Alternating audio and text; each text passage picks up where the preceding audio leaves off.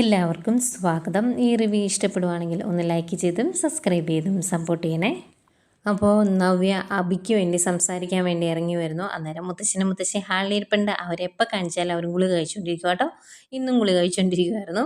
ഏതായാലും അടുത്ത് വന്ന് കഴിയുമ്പോഴത്തേക്കും മുത്തശ്ശി ചോദിക്കും, എന്താ രണ്ടുപേരും കൂടെ എന്ന് ചോദിക്കും. അന്നേരം നവ്യാണ് പറയുന്നത്, അബിക്ക് ഒരു ബ്രാഞ്ചിൻ്റെ ചുമതല കൊടുക്കാം എന്ന് പറഞ്ഞിട്ട് ഇതുവരെ കൊടുത്തില്ല, അതെന്താ മുത്തശ്ശ എന്ന് ചോദിക്കുക. അന്നേരം മുത്തശ്ശൻ ചോദിക്കും, ഒരു ബ്രാഞ്ച് നോക്കാനുള്ള പക്വതയൊക്കെ ഇവനായോ എന്ന്. അന്നേരം നവ്യ ചോദിക്കും, അതെന്താ മുത്തശ്ശ അങ്ങനെ പറയുന്നത്? ഒരു പക്വതയും ഇല്ലാത്ത അബി നോക്കുന്നത് 3 ബ്രാഞ്ചുകളാണ്, എന്നിട്ടും അബിക്ക് അത് സാധിക്കില്ല എന്ന് പറയുന്നത് എന്താണ് എന്ന് ചോദിക്കുമ്പം മുത്തശ്ശൻ പറയുന്നുണ്ട്, അവന് ഒരു ബ്രാഞ്ചിൻ്റെ ചുമതല കൊടുക്കാം എന്ന് ഞാൻ പറഞ്ഞായിരുന്നു, അത് തീരുമാനിക്കുന്നത് ആദർശാണ്. പിന്നെ അബിയുടെ കാര്യം, അവൻ നോക്കുന്ന ബ്രാഞ്ചിലെല്ലാം മിടുക്കന്മാരായ മാനേജരെയും ആദർശ വെച്ച് കൊടുത്തിട്ടുണ്ട് എന്ന് പറയുമ്പം അബി പറയുവാണ്, എനിക്ക് അതിൻ്റെ ഒന്നും ആവശ്യമില്ല, ഞാൻ നോക്കുന്ന ബ്രാഞ്ച് ഞാൻ തന്നെ നല്ല വൃത്തിയായിട്ട് നോക്കിക്കോളാം, ഒരു പ്രശ്നവും വരികയില്ല എന്ന് പറയുമ്പോൾ മുത്തശ്ശി പറയുന്നുണ്ട്, ഇതിനു മുമ്പുള്ള ബ്രാഞ്ച് നീ നന്നായിട്ട് നോക്കിയായിരുന്നു, അതുകൊണ്ടാണല്ലോ നിന്നെ തരം താഴ്ത്തേണ്ടി വന്നത് എന്നിങ്ങനെ മുത്തശ്ശി പറയുക. അന്തേക്കും നവ്യ, അതെന്താ മുത്തശ്ശി അങ്ങനെ പറയുന്നത്? ഇപ്പം അവൻ്റെ ആ സ്വഭാവമൊക്കെ മാറിയില്ലേ? എന്നെയും എൻ്റെ മോനെയും നല്ല രീതിയിൽ അവൻ നോക്കുന്നുണ്ട്. ഞങ്ങളുടെ കൂടെ ഉള്ളത് ഞങ്ങളുടെ മകളാണ്, അല്ലാതെ വേറെ ആരുടെയും മകളല്ല. എൻ്റെ അനിയത്തിക്ക് ഇപ്പം വന്നേക്കുന്ന അവസ്ഥ നിങ്ങൾക്കറിയാലോ, അവൾക്ക് മറ്റൊരു സ്ത്രീയുടെ കുഞ്ഞിനെ ഇപ്പം സ്വന്തം മോളെ പോലെ സ്നേഹിക്കേണ്ടി വന്നേക്കുവാണ്. അതിൻ്റെ അമർഷവും ദേഷ്യവും ഒക്കെ എനിക്ക് ഉണ്ട്. എന്നിട്ടും ആദർശേട്ടനെ ഒന്ന് ശിക്ഷിക്കാനോ ഒന്ന് ഉപദേശിക്കാൻ പോലും നിങ്ങളാരും തയ്യാറായിട്ടില്ല. ആദർശേട്ടനെ ഇതുവരെ തരം താഴ്ത്തിയിട്ടുമില്ല. അതൊക്കെ എന്താണ് എന്ന് എനിക്ക് മനസ്സിലാവുന്നില്ല. ഇനിയിപ്പം തരം താഴ്ത്തണം എന്നൊന്നും ഞാൻ പറയുന്നില്ല, പക്ഷേ അബിക്ക് കൊടുക്കാമെന്ന് പറഞ്ഞത് കൊടുക്കണ്ടേ എന്നൊക്കെ ചോദിക്കുക.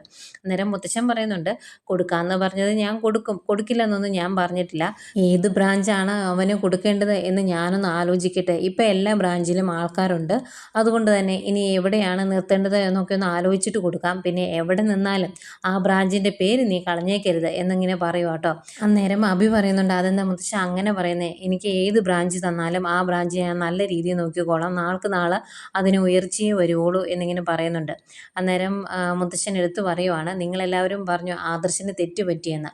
ആദർശന് എന്ത് തെറ്റ് പറ്റിയാലും അവൻ്റെ പ്രൊഫഷനിൽ അവൻ ഇതുവരെ തെറ്റ് പറ്റിയിട്ടില്ല.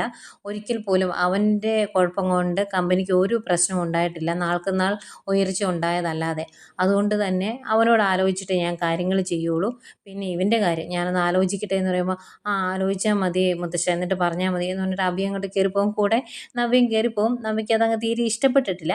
ഏതായാലും അവർ കയറിപ്പോയി കഴിയുമ്പോൾ മുത്തശ്ശി പറയുവാണ്, അവൻ ഇതെല്ലാം ഒപ്പിച്ച് വെച്ചിട്ട് അവൻ്റെ സ്ഥാനം നേടാൻ വേണ്ടി നവ്യയും കൂട്ടി വന്നേക്കുന്നു എന്നിങ്ങനെ പറയുമ്പം മുത്തശ്ശൻ പറയുന്നുണ്ട്, എന്ത് ചെയ്യാം, ഞാൻ പറഞ്ഞു പോയതല്ലേ, നവ്യയുടെ വായടപ്പിക്കാൻ ഇങ്ങനെ പറഞ്ഞല്ലേ പറ്റുള്ളൂ എന്നിങ്ങനെ മുത്തശ്ശൻ പറയുന്നുണ്ട്. പിന്നെ മേളിൽ ചെന്ന് കഴിയുമ്പോഴേക്കും ജലജ, കണ്ടോ ആ കിളവന് ഇരട്ടത്താപ്പാണ്, ആദർശ് ഇത്രയൊക്കെ തെറ്റ് ചെയ്തിട്ടും ആദർശിന് എന്തെങ്കിലും ഒരു ശിക്ഷ അവർ കൊടുത്തോ? ഇല്ലല്ലോ. ഇതാണ് പറയുന്നത്, അബിയോട് മാത്രം അവർക്ക് തിരിച്ചു വ്യത്യാസം ഉണ്ടെന്ന്. അതിന് ഞാൻ ഈ വീട്ടിലെയൊന്നും അല്ലല്ലോ, എന്നെ ദത്തെടുത്തതല്ലേ, അപ്പോൾ സ്വാഭാവികമായിട്ടും എൻ്റെ മകനോടും ആ തിരിച്ചു വ്യത്യാസം കാണിക്കും അവർ. നവ്യ, നീ ഒന്ന് ഓർത്തോ, നിൻ്റെ മകനും ഈ അവസ്ഥ തന്നെയാണ് വരാൻ പോകുന്നത്, അതുകൊണ്ട് നീ ഒന്ന് സൂക്ഷിക്കുന്നത് നല്ലതാണ് എന്നൊക്കെ പറയും. അന്നേരം നവ്യ പറയുന്നുണ്ട്, എനിക്കിതെല്ലാം മനസ്സിലാകും, അതുകൊണ്ട് തന്നെ ഇന്നലെ കയറി വന്ന ഒരു പെൺകുട്ടിക്ക് എൻ്റെ മകനേക്കാൾ കൂടുതൽ പ്രാധാന്യം ഈ വീട്ടിൽ ആരെങ്കിലും കൊടുത്തിട്ടുണ്ടെങ്കിൽ അത് ഞാൻ സഹിക്കത്തില്ല, ഞാൻ ചോദ്യം ചെയ്യും എന്നിങ്ങനെ പറയുക. അന്നേരം അഭി ചോദിക്കുവാണ് ജലജയോട്, അമ്മ എങ്ങോട്ട് ദത്തെടുത്തതാണ് എന്നറിയാലോ, അതുകൊണ്ട് ഞാൻ ചോദിക്കുവാണ്, എന്തെങ്കിലും ചന്തുമോൾക്ക് കൊടുക്കുന്ന അത്രയും പ്രാധാന്യം അവർ അമ്മയ്ക്ക് തന്നിട്ടുണ്ടായിരുന്നോ എന്ന് ചോദിക്കുമ്പോൾ ജലജ പറയുന്നുണ്ട്, ഇവിടുന്ന് എനിക്കെന്നും തിരിച്ചു വ്യത്യാസം മാത്രമേ ഉണ്ടായിരുന്നുള്ളൂ. പിന്നെ ഒരു കാര്യമുണ്ട്, എൻ്റെ അച്ഛനും അമ്മയും ഇവിടെയുള്ള ആരുമല്ലല്ലോ, പക്ഷെ ആ പെൺകൊച്ചിൻ്റെ അച്ഛൻ ആദർശല്ലേ, അതിൻ്റെ സ്നേഹം അവർ കാണിക്കാതിരിക്കുമോ? അതുകൊണ്ടാണ് നവ്യ ഞാൻ പറഞ്ഞത്, നീ സൂക്ഷിച്ചോ, നീ ഇങ്ങനെ മിണ്ടാതിരുന്നിട്ടുണ്ടെങ്കിൽ നിൻ്റെ മകനും അബിയുടെ ഗതി തന്നെ വരും. അതുകൊണ്ട് എങ്ങനെയെങ്കിലും നയനോട് പറഞ്ഞ് ആ കൊച്ചിനെ ഇവിടുന്ന് ഒഴിവാക്കാൻ നോക്കിക്കോ, അതാണ് നല്ലത് എന്ന് പറയുമ്പം നവ്യ പറയുന്നുണ്ട്, അതിനെ ഇനി ഒഴിവാക്കാനൊന്നും പറ്റത്തില്ല, പക്ഷേ എൻ്റെ മകന് കിട്ടേണ്ട അവകാശങ്ങളെല്ലാം കിട്ടണം, കിട്ടിയില്ലെങ്കിൽ ഞാൻ അതിനുവേണ്ടി സമരം ചെയ്യും എന്ന് പറഞ്ഞിട്ട് നവ്യ അങ്ങോട്ട് പോവാട്ടോ. നവ്യ പോയി കഴിയുമ്പോൾ ജലജ പറയുന്നുണ്ട്, ഇവളെ നന്നായിട്ടൊന്ന് ചൂട് പിടിപ്പിച്ചോണം, എങ്കിലേ കാര്യങ്ങൾ നടക്കുകയുള്ളൂ, ഇവളിലൂടെയെങ്കിലും നമുക്ക് നമ്മുടെ കാര്യങ്ങൾ നേടിയെടുക്കണം. ഈ പോയവളും ഇവളുടെ മോളും അതുപോലെ മറ്റോളോ വന്ന് കയറിയ ആ പെങ്കൊച്ചോ ഒന്നും നമുക്ക് പ്രാധാന്യമുള്ള ആൾക്കാരല്ല, അത് നീ ഓർത്ത് വെച്ചേക്കണം എന്നൊക്കെ പറയുമ്പോൾ, അതെല്ലാം എൻ്റെ മനസ്സിലുണ്ടമ്മേ എന്ന് അഭി പറയുന്നുണ്ട്. പിന്നെ കാണിക്കുന്നത് മുത്തശ്ശനെയും മുത്തശ്ശിയാണ്. മുത്തശ്ശൻ ദേവയാനിയെ അടുത്തോട്ട് വിളിപ്പിച്ചു. എന്നിട്ട് ചോദിക്കുവാണ്, കുഞ്ഞിലേ തൊട്ട് എൻ്റെ 3 കൊച്ചുമക്കളും തെറ്റ് ചെയ്തിട്ടുണ്ടെങ്കിൽ അവരെ ശാസിക്കുന്നതും നേർവഴിക്ക് നയിക്കുന്നതും ഒക്കെ നീയായിരുന്നു. അതുപോലെ അബി എന്ത് കള്ളത്തരം പറഞ്ഞാലും അത് കണ്ടുപിടിക്കാൻ നിനക്കറിയായിരുന്നു. അതുപോലെ ആദർശ് ഒരു തെറ്റും ചെയ്യില്ല എന്ന് നിനക്ക് ഉറച്ച് വിശ്വാസം ഉണ്ടായിരുന്നു. ആ ഒരു വിശ്വാസം നിനക്ക് എവിടെയാണ് നഷ്ടപ്പെട്ടത് ആദർശിനോട് എന്നൊക്കെ ഇങ്ങനെ ചോദിക്കുക. അന്നേരം ദേവയാനി പറയുന്നുണ്ട്, അന്നൊക്കെ ഒരു പ്രത്യേകത ഉണ്ടായിരുന്നു.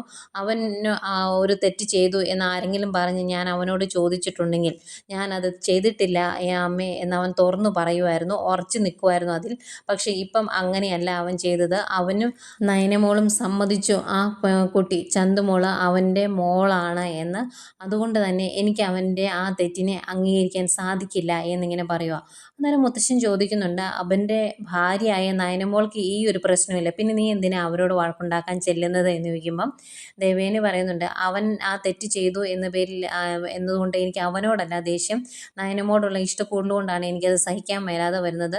അവൾ ഇതെല്ലാം സഹിക്കുവാണ്. ഒരു പക്വതയുള്ള കുട്ടി ആയതുകൊണ്ടാണ് അവൾ വീട്ടിൽ വഴക്കുണ്ടാക്കാതെ അവനെയും മോളെയും ഇഷ്ടപ്പെടാൻ ശ്രമിക്കുന്നത് എന്നൊക്കെ പറയുമ്പം മുത്തശ്ശൻ പറയുന്നുണ്ട്, അതൊന്നുമല്ല, നിനക്ക് ഞങ്ങളെ വിശ്വാസമാണല്ലോ, അതുകൊണ്ട് ഞങ്ങളൊരു കാര്യം പറയാം, ആദർശ് ഒരു തെറ്റും ചെയ്തിട്ടില്ല എന്ന് നിനക്ക് പൂർണ്ണമായിട്ടും വിശ്വസിക്കാം എന്നിങ്ങനെ പറയുക. അന്നേരം ദേവേനി ചോദിക്കുന്നുണ്ട്, അവൻ തെറ്റ് ചെയ്തിട്ടില്ലെങ്കിൽ ചന്തുമോൾ ആരുടെ മോളാണ്, എന്തുകൊണ്ടാണ് അവൻ ആ തെറ്റെടുത്ത് തല വെക്കുന്നത് എന്നൊക്കെ ചോദിക്കുമ്പം അതിന് പല കാരണങ്ങളുണ്ട് ദേവയാനി. ഒരു കാര്യം ഞാൻ പറയാം, അവൻ ഒരിക്കലും ഒരു തെറ്റ് ചെയ്തിട്ടില്ല എന്നത് നിനക്ക് പൂർണ്ണമായിട്ടും വിശ്വസിക്കാം. അതുകൊണ്ട് തന്നെ ആ കുട്ടി ഒരു കുഞ്ഞല്ലേ ചന്തുമോള്, ആ കുഞ്ഞിനോട് നീ വെറുപ്പൊന്നും കാണിക്കരുത്, നേരത്തെ പോലെ തന്നെ നീ അവളെ സ്നേഹിക്കണം എന്നൊക്കെ പറയുമ്പം ഞാൻ ശ്രമിക്കാം അച്ഛാ എന്ന് പറഞ്ഞിട്ട് ദേവയാനി അവിടെ നിന്ന് പോരുവാണേ. ഈ സമയം അനി വീടിൻ്റെ ഫ്രണ്ട് വശത്തിരുന്ന് ഫോണിൽ നമ്മുടെ നന്ദുവിൻ്റെ ഫോട്ടോസ് കണ്ടുകൊണ്ടിരിക്കുമായിരുന്നു. അന്നേരമാണ് ദേവയാനി അങ്ങോട്ട് വന്നെ. അന്നേരം എടാ അനി എന്നിങ്ങനെ വിളിക്കുന്നത് പെട്ടെന്ന് ഇങ്ങനെ ഞെട്ടി എന്ന് കേൾക്കും. അന്നേരം ദേവയാനി ചോദിക്കും, നീ എന്തിനാണ് ഞെട്ടിയത്, നീ ഫോണിൽ ആരുടെ ഫോട്ടോയാണ് കണ്ടുകൊണ്ടിരുന്നത്, നന്ദുവിൻ്റെ ആണോ എന്ന് ചോദിക്കുമ്പോൾ അല്ല വല്യമ്മയെന്ന് പറയും. അന്നേരം അങ്ങനെ അല്ലെങ്കിൽ പിന്നെ എന്തിനാ നീ ഞെട്ടിയതെന്ന് ചോദിക്കുമ്പോൾ ഇല്ല ഞാൻ ഞെട്ടിയൊന്നുമില്ലല്ലോ എന്ന് പറയും. അന്നേരം ദേവേനെ പറയുന്നുണ്ട്, നീ ഇപ്പോൾ കണ്ടത് നന്ദുവിൻ്റെ ഫോട്ടോസ് ആണെങ്കിൽ ഒരു കാര്യം നീ ഓർത്തോ, ആ ഫോട്ടോസ് കണ്ട് നീ ഒരുപാട് ദിവാസ്വപ്നം കാണണ്ട, അതൊന്നും നടക്കാൻ പോകുന്ന കാര്യവും അല്ല എന്ന് പറയും. എന്നിട്ട് അനിയോട് പറയുവാണ്, ഞാൻ ഇപ്പോൾ വന്നത് അതൊന്നും ചോദിക്കാൻ വേണ്ടിയല്ല, നിനക്ക് ആദർശിൻ്റെ കാര്യങ്ങൾ നന്നായിട്ട് അറിയാലോ, ആദർശിൻ്റെ എന്ത് കാര്യവും നിന്നോട് അവൻ ഡിസ്കസ് ചെയ്യാറുണ്ട്, അതുകൊണ്ട് നീ തുറന്നു പറയണം, ആദർശും ചന്തുമോളും തമ്മിലുള്ള ബന്ധം എന്താണ്, നിനക്ക് അതിനെപ്പറ്റിയൊന്നും അറിയത്തില്ലേ എന്ന് ചോദിക്കും. അന്നേരം അനി പറയുന്നുണ്ട്, അത് ആദർശേട്ടൻ്റെ മോളാണ് എന്ന് ആദർശേട്ടനും ഏട്ടത്തിയും മുത്തശ്ശനും മുത്തശ്ശിയും ഒക്കെ പറയുന്നുണ്ട്, അതല്ലാതെ എനിക്കൊന്നും അറിയത്തില്ല എന്ന് പറയുമ്പോൾ അത് മാത്രമേ നിനക്ക് അറിയാവുള്ളൂ എന്ന് ചോദിക്കും. അന്നേരം അനി പറയുന്നുണ്ട്, ഏട്ടൻ അങ്ങനെ ഒരു തെറ്റ് ചെയ്യല എന്ന് എനിക്ക് പൂർണ്ണ ബോധ്യമുണ്ട്, അതുകൊണ്ട് തന്നെ ആദ്യം ഞാൻ ആദർശേട്ടനോട് ഇതിനെപ്പറ്റി ചോദിച്ചപ്പം ഞാനൊരു തെറ്റും ചെയ്തിട്ടില്ല എന്നാണ് ആദർശേട്ടൻ എന്നോട് പറഞ്ഞത്. പിന്നെയാണ് ആദർശേട്ടൻ അത് സമ്മതിച്ചു തുടങ്ങിയത്, കാരണം ആദർശേട്ടൻ വേറെ ആർക്കോ വേണ്ടി ത്യാഗം ചെയ്യുവാണ് എന്ന് പറയും. അന്നേരം ദേവേനി ചോദിക്കുന്നുണ്ട്, അതെന്തിനാ സ്വന്തം ജീവിതം നശിപ്പിച്ചുകൊണ്ട് മറ്റുള്ളവർക്ക് വേണ്ടി ത്യാഗം ചെയ്യുന്നത്, മറ്റുള്ളവരുടെ മുമ്പിൽ കുറ്റവാളിയായിട്ട് നിന്നു കൊടുക്കുന്നത്, അതിൻ്റെ ആവശ്യം എന്താണ് എന്ന് ചോദിക്കുമ്പം അനി പറയുന്നുണ്ട്, അതെന്താണ് എന്ന് എനിക്ക് മനസ്സിലായില്ല, ഏതായാലും ആദർശേട്ടൻ തെറ്റൊന്നും ചെയ്തിട്ടില്ല എന്ന് പറയുമ്പം ദേവേനി ചോദിക്കുന്നുണ്ട്, എങ്കിൽ ആ കുട്ടിയുടെ അച്ഛൻ ആരാണ് എന്ന് നിനക്ക് കണ്ടുപിടിക്കാൻ മേലായിരുന്നു എന്ന് ചോദിക്കും.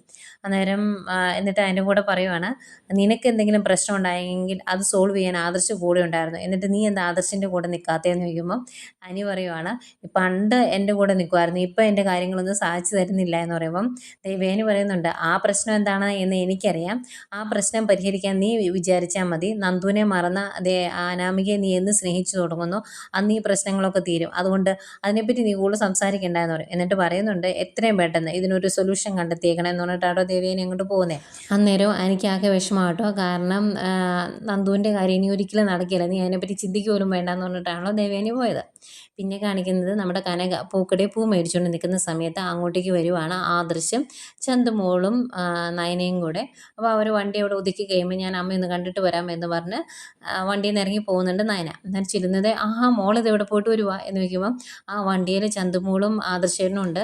ഞങ്ങൾ ചന്തുമോളിലെ വീട്ടിലേക്കൊന്ന് പോയതായിരുന്നു, അവിടെ പോയി ചന്തുമോളിലെ അമ്മയൊക്കെ ഒന്ന് കണ്ടു, മോൾക്കൊരാശ്വാസം ആകട്ടെ എന്ന് കരുതി എന്ന് പറയുമ്പം കനക ചോദിക്കുന്നുണ്ട്, മോളെ മാത്രമേ കാണിച്ചോളൂ അതോ മോളുടെ അമ്മയെ ഭർത്താവ് ഭർത്താവിനെയും കൊണ്ട് കാണിച്ചു കൊടുത്തോ എന്ന് ചോദിക്കും. അന്നേരം ആദർശം അങ്ങോട്ട് വരുവേ. അന്നേരം ആദർശം ചോദിക്കുന്നുണ്ട്, അമ്മയ്ക്ക് എന്നോടുള്ള ദേഷ്യം ഇതുവരെ മാറിയില്ലേ എന്ന്. അന്നേരം കനക ചോദിക്കും, അതെങ്ങനെ മാറാനാണ്? ആദർശ് ചെയ്ത തെറ്റെന്താണെന്ന് ആദർശന് അറിയത്തില്ല, ഏതെങ്കിലും ഒരമ്മ അത് സഹിച്ചു തരുമോ എന്ന് ചോദിക്കും കേട്ടോ. അന്നേരം ആദർശ് പറയുന്നുണ്ട്, അമ്മ എൻ്റെ സാഹചര്യം എന്താണ് എന്ന് വിശദീകരിക്കാൻ പറ്റാത്തൊരവസ്ഥയിലാണ് ഞാൻ, അതുകൊണ്ടാണ്, ഞാൻ തെറ്റൊന്നും ചെയ്തിട്ടില്ല എന്ന് പറയുമ്പം കനക ചോദിക്കുന്നുണ്ട്, ആ പറഞ്ഞത് എനിക്ക് മനസ്സിലായില്ല. ഞാൻ പറയുന്ന എല്ലാ കാര്യങ്ങൾക്കും എനിക്ക് വ്യക്തതയുണ്ട്, നിങ്ങൾ പറയുന്ന കാര്യങ്ങൾക്കാണ് വ്യക്തതയില്ലാത്തത്. ഏതായാലും ആദർശിൽ നിന്നും ഇതുപോലൊരു പ്രവൃത്തി ഞങ്ങളാരും പ്രതീക്ഷിച്ചേയില്ല. അഭിയാണ് ഇത് ചെയ്തത് എങ്കിൽ ഞങ്ങൾ കുറേയൊക്കെ അംഗീകരിച്ചേനെ, ഞങ്ങൾക്ക് അത് വിശ്വസിക്കാൻ സാധിച്ചേനെ. പക്ഷെ ആദർശ് വിവാഹത്തിന് മുമ്പ് ഒരു കുട്ടിയെ സ്നേഹിച്ചു, അതിലൊരു കുഞ്ഞുണ്ട് എന്നൊക്കെ പറയുന്നത് ഒരിക്കലും ഞങ്ങൾക്ക് അംഗീകരിക്കാൻ സാധിക്കത്തില്ല എന്നൊക്കെ കനക ഇങ്ങനെ പറയുമ്പോഴത്തേക്കും നയന, അമ്മ ഇങ്ങ് വന്നേ, ഒരു കാര്യം പറയട്ടെ എന്ന് പറഞ്ഞ് വണ്ടിയുടെ അടുത്തേക്ക് കൊണ്ടുപോവാണ്. എന്നിട്ട് ഡോറ് തുറന്ന് ചന്തുമോളെ കാണിച്ചു കൊടുക്കും. എന്നിട്ട്, ഈ മോളെ കണ്ട ആർക്കെങ്കിലും ഉപേക്ഷിക്കാൻ പറ്റുമോ അമ്മേ? അറിയാതെ സ്നേഹിച്ചു പോയേലേ എന്നൊക്കെ ഇങ്ങനെ പറയുക. അന്നേരം കനകയുടെ മുഖത്ത് കട്ടക്കലിപ്പാട്ടോ. കഴിഞ്ഞ് ഡോറ് അടച്ചു കഴിഞ്ഞാൽ നയന പറയുന്നുണ്ട്, അമ്മേ ചന്തുമോൾ ഒരു പാവം കുട്ടിയാണ്, അതിനെ വേദനിപ്പിക്കാൻ എനിക്ക് സാധിക്കത്തില്ല. പിന്നെ ആദർശേട്ടൻ യാതൊരു തെറ്റും ചെയ്തിട്ടില്ല, അതും അമ്മ മനസ്സിലാക്കണമെന്നാണ്. അന്നേരം കനക ചോദിക്കുന്നുണ്ട്, പിന്നെ ചന്തുമോൾ എവിടെ നിന്നുണ്ടായതാ? ഏതായാലും ഒരു കാര്യം ഞാൻ പറഞ്ഞേക്കാം ആദർശേ, എൻ്റെ മോൾ ആരെങ്കിലും സ്നേഹിച്ചു തുടങ്ങിയിട്ടുണ്ടെങ്കിൽ പിന്നെ അവർ ഒരിക്കലും വെറുക്കുകയില്ല. അതുകൊണ്ടാണ് ഇതെല്ലാം സഹിച്ച ആദർശിനെയും മോളെ അവൾ അംഗീകരിച്ച് ജീവിക്കാൻ ശ്രമിക്കുന്നത് എന്നൊക്കെ പറഞ്ഞിങ്ങനെ പറയുക. എന്നിട്ട് കുറേ പറയുന്നുണ്ട് കനക ആദർശിനെ പറ്റി. ആദർശ്, അമ്മ ഞാൻ തെറ്റൊന്നും ചെയ്തിട്ടില്ല എന്ന് ഇതിൻ്റെ ഇടയ്ക്ക് പറയുന്നുണ്ട്. ഇതെല്ലാം കേട്ട് കണ്ണും മിഴിച്ച് നിൽക്കുവാണ് നയന. എന്നിട്ട് ഇടയ്ക്ക് പറയുന്നുണ്ട്, അമ്മ കാര്യങ്ങൾ അറിയാതെ സംസാരിക്കരുത് എന്ന്. അന്നേരം കനക പറയും, ഇപ്പം അറിഞ്ഞേക്കുന്ന കാര്യങ്ങളില്ല, അത് അത്രത്തോളം മതി, ഇതിൽ കൂടുതലൊന്നും കേൾക്കാനുള്ള ശേഷി എനിക്കില്ല, അതുകൊണ്ട് കൂടുതൽ എന്നോടൊന്നും വിശദീകരിക്കാൻ വരുവും വേണ്ട എന്നൊക്കെ പറഞ്ഞിട്ട് കനക അങ്ങ് പോവാട്ടോ. എന്നിട്ട് പൂക്കടെ ചോദിക്കുന്നുണ്ട്, പൈസ എത്രയാന്ന്. അന്നേരം ആദർശ് തന്നു എന്ന് പറയും. കനക അങ്ങോട്ട് നടന്നു പോകും.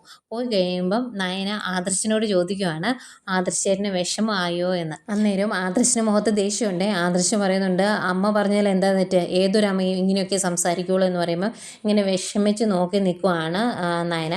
ഇത്രയും കാണിച്ചുകൊണ്ടാണ് ഇന്നത്തെ എപ്പിസോഡ് അവസാനിക്കുന്നത്. ഏതായാലും കനക സംസാരിക്കുന്നിടയ്ക്ക് കനക പറയുന്നുണ്ട് പലതവണ, ആയിരുന്നെങ്കിൽ എങ്ങനെയെങ്കിലും അവർക്കത് അംഗീകരിക്കാൻ സാധിച്ചേനെ, പക്ഷേ ആദർശിൽ നിന്ന് അവരത് ഒട്ടും പ്രതീക്ഷിച്ചില്ല എന്ന് പറയുന്നുണ്ട്. എന്നിട്ടും നയന അതൊന്ന് തുറന്നു പറയാൻ ശ്രമിക്കുന്നില്ല. ആദർശിന് പറയണമെന്നുണ്ട്, പക്ഷേ എൻ്റെ അച്ഛന് ഹാർട്ട് അറ്റാക്ക് വരും, അതുകൊണ്ട് മിണ്ടരുതെന്നാണല്ലോ നയന പറഞ്ഞേക്കുന്നത്. അതുകൊണ്ട് ആദർശിന് പറയാനും പറ്റുന്നില്ല. ആദർശിന് മുഖത്ത് ആവേശം ഉണ്ട് താനും.